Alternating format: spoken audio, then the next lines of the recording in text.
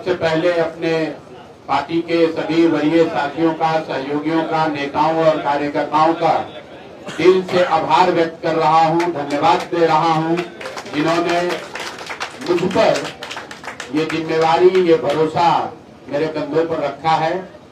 और सबसे पहले मैं उनको आश्वस्त करना चाहूंगा कि पिछले 4 वर्षों से जन स्वराज ही मेरा जीवन है। आगे कम से कम 10 वर्षों तक, जब तक बिहार में बदलाव की संकल्पना को चरितार्थ न कर लिया जाए, तब तक दूसरा कोई जीवन में उद्देश्य नहीं है।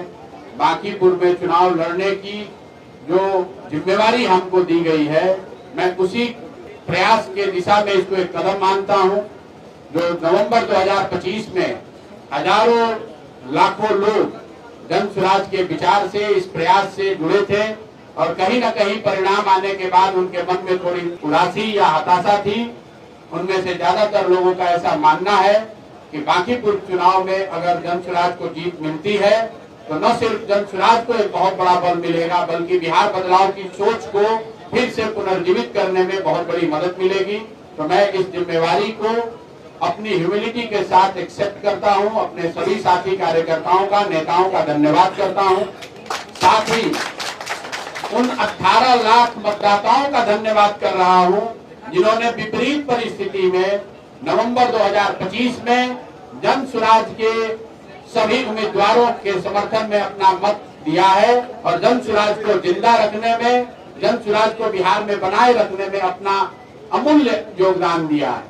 आने वाले भविष्य में जन स्वराज की यात्रा चाहे जितनी बड़ी हो, लेकिन जिन पहले 18 लाख मतदाताओं ने नवंबर 2025 में हम लोगों को वोट दिया, मैं उनका सबका हृदय से आभार व्यक्त करता हूं। और अंत में बांकीपुर के वो सभी मतदाता साथी जिन्होंने पिछले 1-1.5 महीनों से हम लोगों को व्यक्तिगत तौर पर या कार्यकर्ताओं साथियों के माध्यम से ये बताया कि हर हालत में मुझे बिहार में स्थिति के सुधार के लिए, बिहार में बदलाव के लिए खुद उतरकर चुनाव लड़ना चाहिए। मैं उनको इतना ही आश्वस्त कर सकता हूं कि मैं अपनी पूरी ईमानदारी से आपके इस सोच के साथ जुड़कर बांकीपुर का चुनाव लड़ने का प्रयास करूंगा। और अगर आपका आशीर्वाद मिला, जीत कर आए, तो मैं आपको आश्वस्त कर रहा हूं कि आपकी भावनाओं के अनुरूप, आपकी इच्छा अपेक्षा के अनुरूप काम करने का प्रयास करेंगे। मेरे एक विधायक बन जाने से पूरा बांकीपुर सुधर जाए ये शायद जरूरी नहीं है, लेकिन इतना जरूर समझिए कि आप अगर जिताकर जन स्वराज का एक प्रतिनिधि वहां भेजते हैं तो 242 विधायकों पर हम लोग भारी पड़ेंगे।